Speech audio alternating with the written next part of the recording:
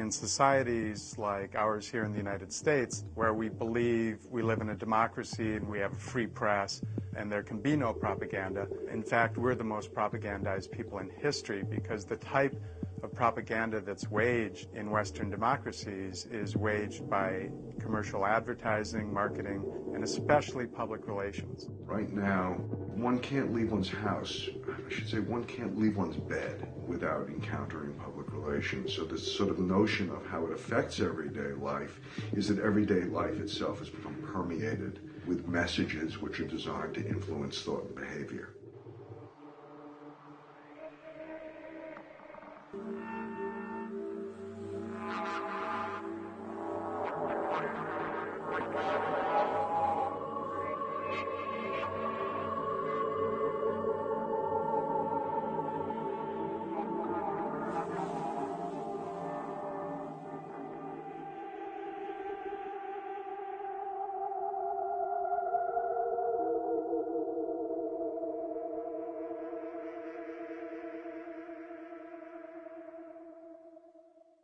Public relations is one of the fastest growing industries in the United States, employing over 200,000 people and earning millions of dollars annually for the leading firms, such as Fleischman Hillard, Weber Shandwick Worldwide, Hilla Knowlton, Burson Marsteller, and Citygate in SEPTA.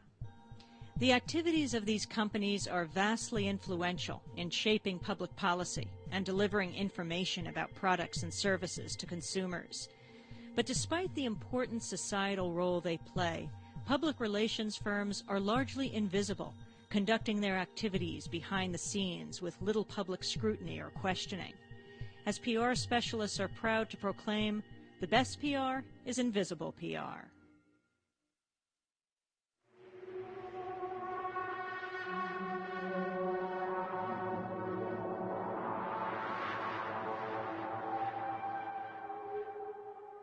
The public relations industry is a multi-billion-dollar business owned by the advertising industry, and its job is to manipulate public opinion, news information, and public policy on behalf of its clients. No wealthy individual, corporation, or politician makes a move without PR consultants. The tobacco industry, the chemical industry, the petroleum industry, the logging industry, the mining industry, the drug industry. These are the industries that fund most of the propaganda campaigns. Most of the money that's being spent in public relations is being spent by large corporations, large government organizations, government bodies. So what that means, obviously, is in everything in culture, whatever has the largest influx of cash is going to have more power. So that means that some voices are going to be louder than others. Big business has the connections and the money, the time and the skill to feed their propaganda messages through the great echo chamber of the media. And this is what gives them a tremendous advantage. Part of the role of a corporation in a democracy, part of the job of a corporation in a democracy, is continually to massage reality in which ordinary people will see an identity between their own interests and the interests of a corporate enterprise system. It's about using every kind of technology, using every media outlet, using every outlet, period, available in the society to convince people that what you want them to believe is good for them. And not all public relations is bad. Some of the public relations techniques that early practitioners like Ivy Lee developed, such as news releases and news conferences, are fairly benign. And libraries, bookstores, hospitals, nonprofit organizations use various public relations techniques. But what we should really be concerned about are the nefarious, deceptive, powerful, hidden public relations strategies and tactics that are used by industry.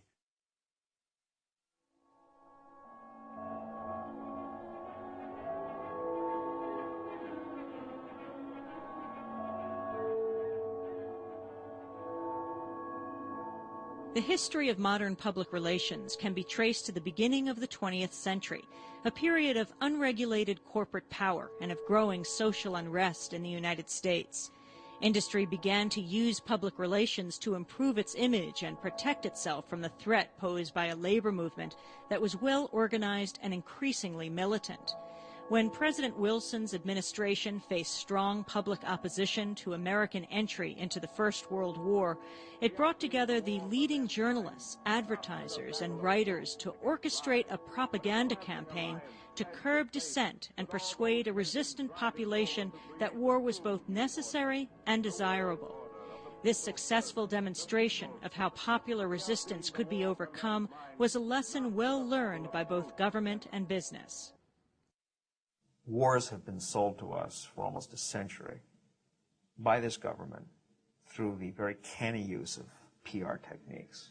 It starts, of course, with World War I. The first time that propaganda had been used so extensively on the state level, and it was to persuade a resistant population of the absolute need for that conflict with the Germans.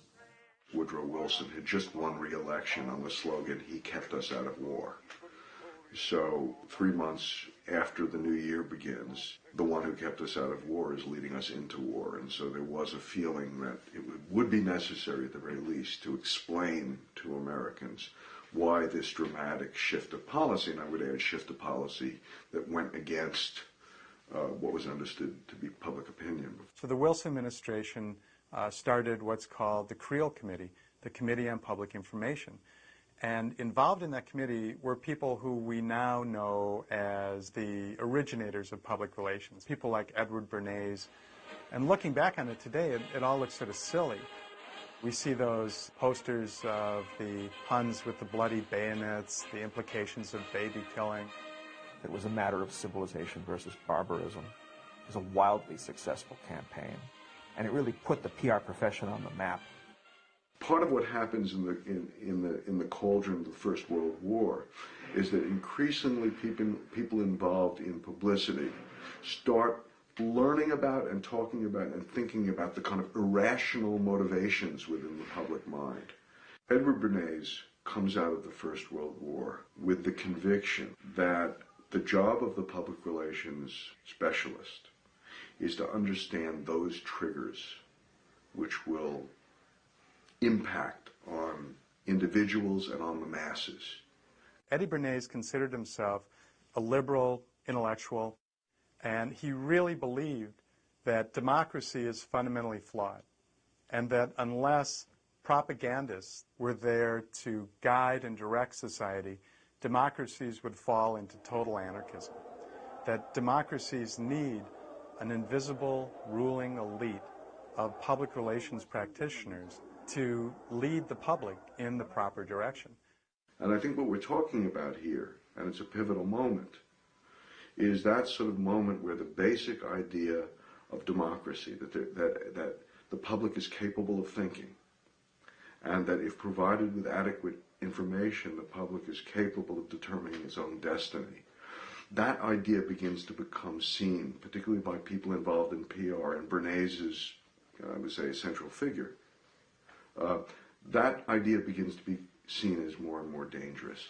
If you let people sort of examine the facts and think about things, it's going to get in the way of executive action, plain and simple.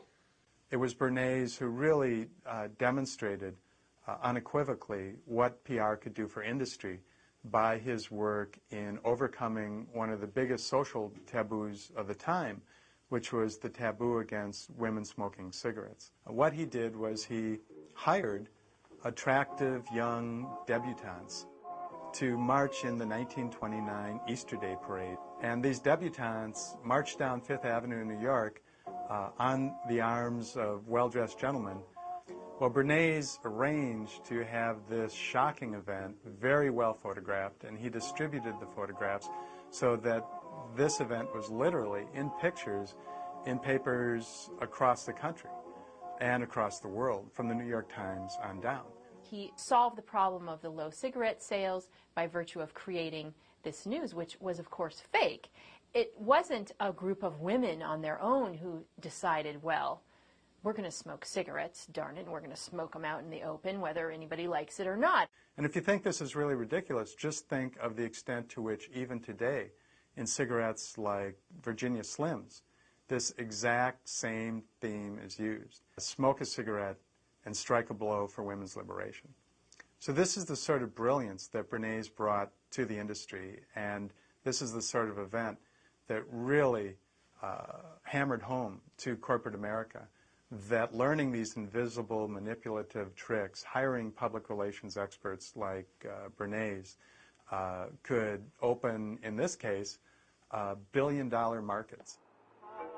Edward Bernays' ability to get his manufactured event onto the front pages of major newspapers convinced the business community that the news, not advertising, was the best medium to carry their messages to an unsuspecting public. Currently, according to some estimates, more than 50% of what we think is news is actually instigated by the public relations industry. PR professionals measure their success in terms of how well they can insert their clients' messages into the continuous flow of news and information while their own activities remain out of view.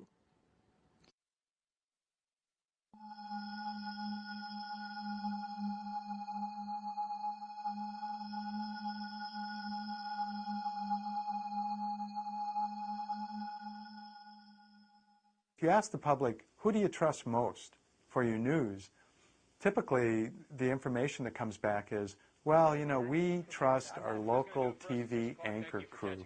We trust our local news people. These folks go out, they go to the softball games and the community events, they participate with the charities. They're branding their news team as being the folks you can trust here in Mayberry, USA.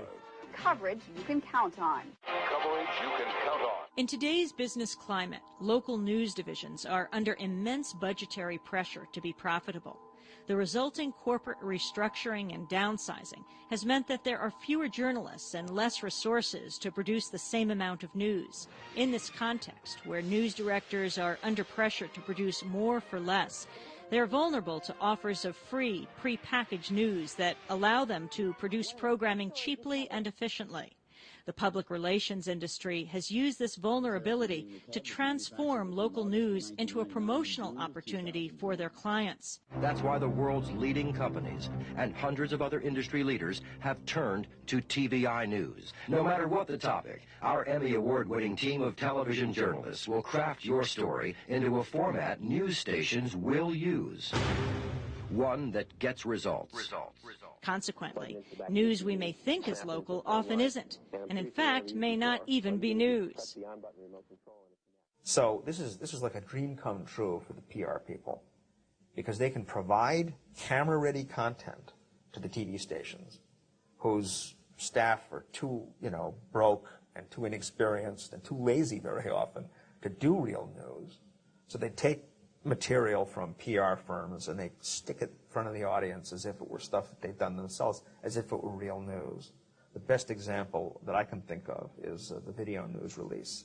A video news release is a pre-packaged news story that's been developed, written, produced by a public relations agency. Ideally, it should look exactly like the 6 o'clock news. Researchers have discovered a compound extracted from the seeds of red grapes called activin that inhibits and even kills human cancer cells while increasing the growth and health of normal cells. And the extract is already available in dietary supplements sold in drug and health food stores. The video news release about grapeseed extract was picked up by a number of stations across the country, including KNBC News in Los Angeles. And a major breakthrough in the fight against cancer, and it involves something that you might have in your kitchen right now. In News for Your Health this afternoon, a new study indicates that grapes may help save your life. But as our Dr. Bruce Hensel tells us, it's not the part of the grape that you might suspect. Tell us, Dr. Bruce. Grapes may look out of place in the lab, but a new study shows that grape seed extract may prevent the growth of cancer cells. The substance is already available in supplements. The research findings... It's a story wholly created and produced by the public relations industry, by former journalists now in PR, putting together news stories on behalf of the drug industry, the petrochemical industry, the chemical industry, whoever, at a cost of $25,000 to $250,000, providing them free to TV news directors who air them, and they do air them, with absolutely no labeling or indication that this is not news. This is a phony news story. This is fake news that's been done by former journalists in the PR industry, paid for by their clients, and we're passing it on to you as news. Back to your body now. Orange juice does a body good, so you need to get lots of it. In today's Health Watch, besides being an excellent source of vitamin C, orange juice does much more. Sure, it's packed with vitamin C, but orange juice has plenty more to offer. It can help protect your heart by raising your good cholesterol. And when it's fortified, it's a great source of calcium for non-milk drinkers. And that's not all. It's also rich in potassium, which reduces our risk for high blood pressure and for stroke. There are some really obvious things to look for, and it becomes pretty clear that VNR footage is being used or that you're seeing a VNR if you know what to look for. Start noticing, particularly on local news, because we all know the local news has a limited budget. They have limited resources. So when we see a story on our local news that has all kinds of extra footage from a factory, for example, or from an exotic location, or any location that looks out of the ordinary, that is most likely VNR footage. And the news directors could easily label video news releases as footage provided by the Hill & Knowlton public relations firm on behalf of their client, the XYZ drug company. But to do that would destroy the myth of news reporting, destroy the myth of journalism. Relief for asthma now comes in the form of a pill. The Food and Drug Administration has cleared the way for a new class of asthma medications that works through prevention rather than after an attack. La Administración de Drogas y Alimentos ha aprobado un nuevo medicamento para combatir el asma. Great news for the 12 million Americans who suffer from asthma. The government has approved a new class of asthma drug. It has given approval to Accolate, the tablet which people take twice a day as part of their daily asthma management. A media system that's as debased as the one we have is all too likely to use that without comment, without telling people, and certainly without having any of the people who work in the news division looking into it to blow the whistle on this practice. A cigarette. Yeah, that's attractive. The nicotine inhaler.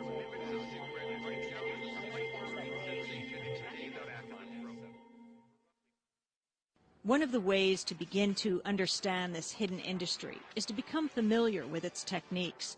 Third-party advocacy, one of the most widely used PR strategies, assumes that when we see experts and organizations on the news, we'll take what they say at face value. Experts play an interesting role in putting together a campaign, particularly with a media campaign. Journalists want to have an expert quoted in an article that they run or a news clip that they run. It lends credibility to what they're saying, and it's expected. So if you can provide an expert for a journalist who is credible in the eyes of the public, that saves a step for the journalist. If I'm a company and my goal is to maximize my profits by selling a product, you're not necessarily going to believe what I tell you about my product. Whereas if there's a, quote, independent expert who says the same thing about my product or whatever issue we happen to be talking about, it's likely to carry a lot more weight with people. If I want to influence you, I don't even think about talking directly to you. I don't even entertain that idea. My job is to find out, who do you find credible? Who do you listen to? Who do you believe? Who is able to sway your opinions already? And then I go after those people. It's very, very easy to fall for the claims of some guy like me on camera with a title in front of him. He's a professor of this, or he's a scientist who studies that. He's associated with this hospital or with that foundation or with this university. And people will nod as they watch, figure, well, he knows what he's talking about. The fact is that it's a very, very important weapon in the PR arsenal to trot out these august advocates and use them to try to sell whatever it is they're trying to sell. Obvious example of a third-party technique is taking a trusted independent scientist, such as Dr. C. Everett Koop. When Dr. Koop goes to bat for the pesticide industry, as he did in 1990, to help defeat an environmental proposition in California, it's very effective because Dr. Koop paraded all over the state saying over and over, look, I'm Dr. Koop, you trust me, if there are any problems with these pesticides, you'd hear it from me first, but there aren't. It's a very powerful message. What we found out in researching Dr. Koop is that in some instances, he and his organizations had been directly funded by industry. Anytime you see an expert blandly explaining the benefits of something that you may suspect isn't really good for you, I think it's a good idea to just type that person's name into the search engine there and see who it is. Another way to distance the message from the source is to set up front groups that appear to be neutral but are funded and controlled by industry. For example, the Temperate Forest Foundation is funded by the logging industry. The Green Earth Society is funded by the coal industry, and the Water Environment Federation by the municipal sewage industry. In the spring of 1995, while we were finishing up the book, Toxic Sludge is Good for You, I got a call from a very pleasant woman by the name of Nancy Blatt, who said she was with the Water Environment Federation. The Water Environment Federation is the sewage sludge industry. It's this massive Washington, D.C. based nationwide lobby that represents all the municipal sewage sludge plants. And Nancy Blatt was calling to say that she had heard we had a book coming out in the fall of '95 with this title, Toxic Sludge is Good for You, and that she was quite concerned by the title because, in fact, they don't really consider it toxic anymore, and they don't like to call it sludge. It's now called biosolids, a natural organic fertilizer, and she was very worried that if we maintained the title of our book, it might interfere with their educational campaign funded by the Environmental Protection Agency that was going to convince farmers across the United States to take sewage sludge and spread it on farmland. They actually sponsored a contest to come up with this Orwellian name, biosolids. They invented the name, and then they went about moving the name into the dictionary and ensuring that the dictionary definition of the name would not include the word sludge. No matter how cynical you think you are about public relations and what it's involved with and which issues it's working on, you really can't keep up with the public relations industry. There really is a campaign telling us that toxic sludge is good for us.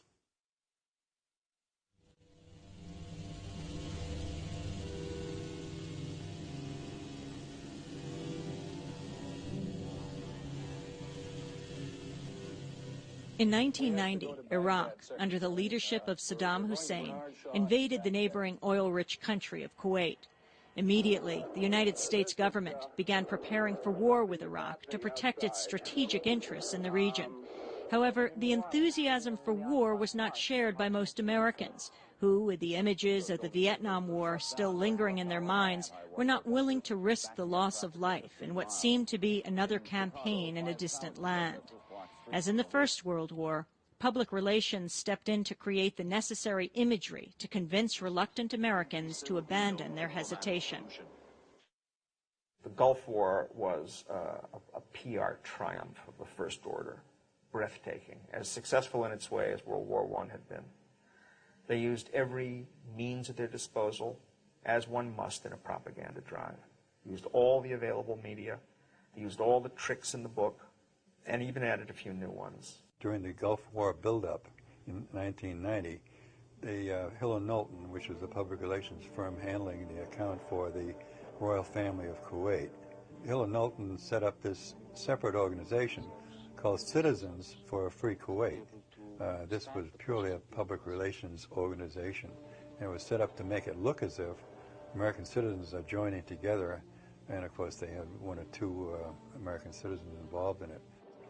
I think one of the most effective parts of this campaign to get the country to go to war was a testimony given by a young girl, about 14 years old, named Naira. She testified before a congressional committee. Unbeknownst to the public, this whole hearing was set up with the help of Hill and Knowlton. And she testified that she saw Iraqi soldiers come into a hospital and dump babies out of incubators. Took the incubators and left the children to die on the cold floor. It was horrifying. But what's so insidious about all of this is that in the Gulf War case, the reporters reported these things as straight news. They reported these demonstrations straight news. They reported the hearing that Naira was at as straight news. They reported the UN Security Council meeting as straight news, even though there was very clear evidence that this was a public relations effort. The reporters know, when they can see, and they know people in the public relations industry very well, and they could see them around there. They could see all of the fingerprints. And it wasn't until about 5 months later that ABC sent a reporter named John Martin over there to the hospital where she was working as a volunteer, and discovered that there was nothing to the story at all. There might have been an accidental fall of a baby out of an incubator, but that was the only part of the story that was true. No, they didn't take them away from the incubator, to tell the truth. But there was no service, no nurses to take care of these babies, and that's why they died. But I mean, this is very specific. Iraqi soldiers took them out of the incubators and put them on the floor to die. I think this is something just for propaganda. And in fact, it wasn't until over a year later that another reporter, Rick MacArthur of Harper's Magazine, who called the Kuwaiti embassy and asked who Naira was. Any reporter could have done this, but nobody had. And he found out that she was the daughter of the ambassador from Kuwait to this country. I don't think that this country would have gone to war, really, certainly not at that point, if it hadn't been for this story, because this was such a powerful story and kept being repeated over and over again. They stole the incubators and threw the babies out of the incubators. 22 newborn babies were in incubators at Adan Hospital, and the troops, the Iraqi troops, turned off the oxygen. 40 newborn babies that had been taken from their incubators. Whose troops have bayoneted pregnant women and have ripped babies from their incubators in Kuwait. They had kids in incubators, and they were thrown out of the incubators so that Kuwait could be systematically dismantled. In many cases, when PR-driven information gets out into the public realm, especially if it's very inflammatory, even if it's found out later that it's false, it's sort of like a newspaper retraction. Rarely is the story about the information being false as largely and widely reported on as the original false event. Now, this is not to say that Saddam Hussein did not commit atrocities, because he did. But he committed not a single one of the atrocities that were ascribed to him by the propagandists working on American public opinion in the fall of 1990. Not a single one. No pregnant women were impaled on bayonets. No babies were dumped out of incubators. None of those things happened. But they took off like wildfire.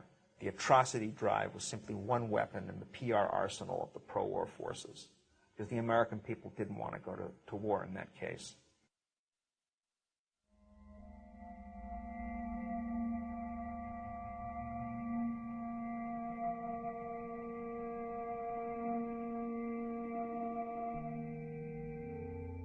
In today's corporate culture, major PR firms promote crisis management as a necessary business expense.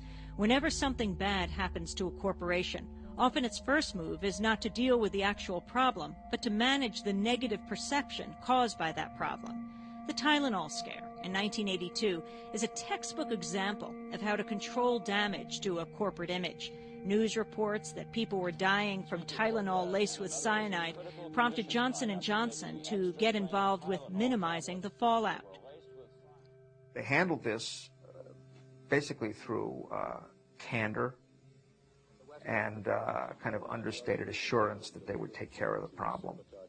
Now, it's a different matter where the company is definitely at fault and the consequences are catastrophic. 1 year after the Exxon Valdez unleashed the biggest oil spill ever in the U.S., what have we learned?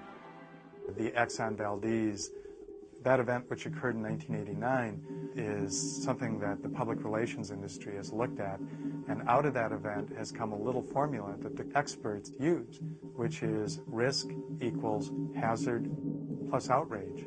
The risk they're talking about managing isn't the risk to public health or the environment. The risk is to the corporate bottom line and the corporate image. In this case, Exxon, in the wake of that oil spill, because Exxon's image was devastated. Exxon did all the wrong things, and the public became outraged at Exxon. And what the experts say is, if you want to control the risk to your company's image and bottom line, what you have to manage isn't so much the problem at hand, the oil spill. That's sort of a technical problem. It's the public outrage. The problem Exxon made here wasn't so much that they spilled all this oil, it was that they responded improperly. They looked callous. They looked arrogant. They looked like they didn't care. They didn't give a damn.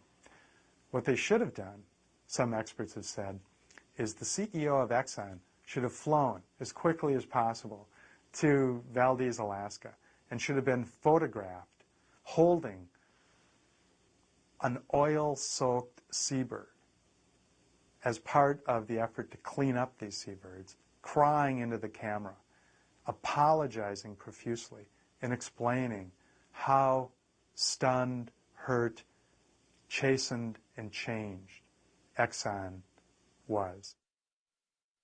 What corporate America learned from both the success of the Tylenol case and the failure of the Exxon Valdez debacle is the necessity of short-term damage control to protect profits from negative publicity. But they also learned that it is not enough simply to respond to crisis, that the most effective PR would prevent the crisis from occurring in the first place, and that long-term preemptive planning was necessary. The response of the food industry to the Alar scare of the late 1980s is a classic example of this preemptive strategy. Alar was a pesticide that the apple industry used that should have been banned by the Environmental Protection Agency, but wasn't. CBS did a report which exposed the fact that the EPA had failed to get Alar off the market. And this looked like just a tremendous victory for the press, for this environmental group, and for public health and safety. I mean, isn't this how it's supposed to work in the textbooks? The government is failing to get a carcinogenic pesticide off the market, crusading environmental activists working with the leading investigative TV show of the day, 60 Minutes, exposed this to the American people, who launched a spontaneous boycott of apples, forcing the Uniroyal company to pull this pesticide off the market and the apple industry to renounce the use of it. Let the fear stop here. Well, unfortunately, what looked like a victory for environmentalists and a victory for public health has become just the opposite. The lesson that Alar taught the food industry is that free speech, when exercised by citizens and public health advocates, is dangerous. Consequently, they moved to enact legislation at the state level to make sure it would not happen again. Lobbying on behalf of the apple industry, the American Council on Science and Health sought to bypass the First Amendment by getting food disparagement laws on the books in most of the Farm Belt states. This legislation stipulates that anyone can be taken to court for publicly criticizing food products. Well, these laws sat on the books until April of 1996, when Oprah Winfrey decided to have a TV program on mad cow risks in the U.S. 100,000 cows per year in the United States are fine at night, dead in the morning. The majority of those cows are rounded up, ground up, fed back to other cows. If only one of them has mad cow disease, has the potential to infect thousands. Remember, today, the United States, 14% of all cows by volume are ground up, turned into feed, and fed back to other animals. A month later, Oprah Winfrey was sued by millionaire cattle feedlot owners in Texas under the Texas Food Disparagement Act. Oprah Winfrey is heading for a showdown in a Texas courtroom Tuesday. Winfrey is being sued because of something she said on her highly successful talk show. This was like a shot across the bow of the U.S. media, and the message was simple. Look, if you do like Oprah did, and you publicize the issue of mad cow risks in the U.S. and how the government is failing to protect us from this disease, you may end up dragged into court, forced to spend millions of dollars on legal fees and years of your life fending off a lawsuit brought under food disparagement laws. These lawsuits dragged on for 5 years, and while she won her court case, the Texas food disparagement law remained intact. While Oprah Winfrey ultimately won the suit against her, this highly visible attack served its true function: to intimidate journalists to shy away from reporting responsibly on important public health issues for fear of expensive and time-consuming lawsuits.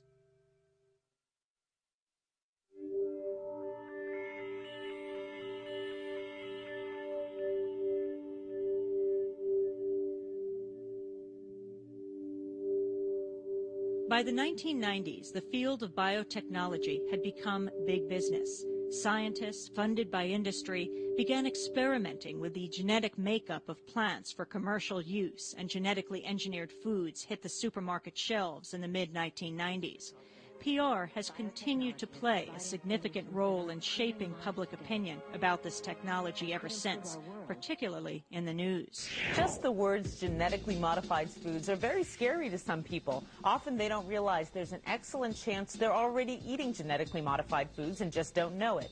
Genetic modification means scientists have gone in and changed a plant's genes to make it more useful in some way, such as more resistant to insects or more resistant to agricultural diseases. The government regulates these foods, and over 40 genetically modified plant varieties have completed all the federal requirements to go to market. Everything from tomatoes to cantaloupes to corn. In Europe, there's been a full-scale revolt against biotech food products, and supermarkets have taken them off their shelves. You know, there's been a huge public outcry against them. And the biotech industry here has been terrified that the same thing would happen here. The biotechnology industry is launching a multi-million-dollar advertising campaign. The goal? To convince Americans that altering the genes of plants and animals can be for the good of man and not the end of mankind. In the United States, the biotech industry and the Biotech Council has launched a huge, proactive media campaign to basically squelch public debate, to try to get the public to accept these products without questioning them. Here is a perfect example of how PR works. You know, the other side, the crucial other side of propaganda per se is censorship. You have to wipe out the contradictory claims. You have to shut off those other voices so that they don't interfere with the message. So we don't really hear anything about genetically modified food being dangerous and why. We don't know what motivates the protesters, so that we're all that much readier to buy the view that they're just hysterics. They just hate America. Time after time, polls have shown that citizens, the public wants to know what's in their food. They want these products to be labeled, and Congress still has not enacted a bill that requires labeling. It's possible that this is genetically modified. Chances are that these products here, they're all genetically engineered. All of these bakery items may well contain genetically modified ingredients. This is most likely genetically engineered. It's possible that these strawberries, they're all genetically engineered. Chances are all of these different cheeses contain the genetically engineered bovine growth hormone. And this also may well contain genetically modified ingredients in it. Of course, since nothing's labeled, there's no way of knowing that. One of the PR assurances you hear repeatedly from the food industry and the U.S. government is that genetically engineered food is probably the most tested new technology in history. And this is supposed to really reassure you. What they don't tell you is, yes, that's probably true, but it's efficacy testing. The testing is to determine whether putting the genetically engineered gene into the soybean allows the soybean to kill insects. It isn't to answer the question of whether the soybean might also kill people. The testing required to answer the question, are genetically engineered foods safe for humans, has not been done. Because the issue of genetically engineered food did not get publicly debated, industry was able to promote the new technology using its own terms. By some estimates, the biotech industry is spending $1 million a week to fund its front group, the Council for Biotechnology Information. You see the full-page ad of the handsome, rugged, smiling soybean farmer from the Midwest in the New York Times over and over and over. And full-page ads in the New York Times are a bit pricey, reassuring us that his genetically engineered soybeans are not only going to save the family farm and promote agriculture in the U.S., but they're safe and they're going to feed the starving billions. And this is the sort of really disingenuous but effective propaganda tactic that the biotech industry has learned is effective, telling the American people that, hey, if we slow down the marketing of genetically engineered foods, if we require mandatory safety testing, if we require consumer labeling, what we're really doing is we're condemning the starving billions to continue starving because genetically engineered food is going to save them from starvation. If we wanted to put all the money they're putting into PR, we could actually change the distribution system and probably feed the world. If they were really interested in feeding the world, then spending $1 million a week on PR would not be the place that they'd be putting their money.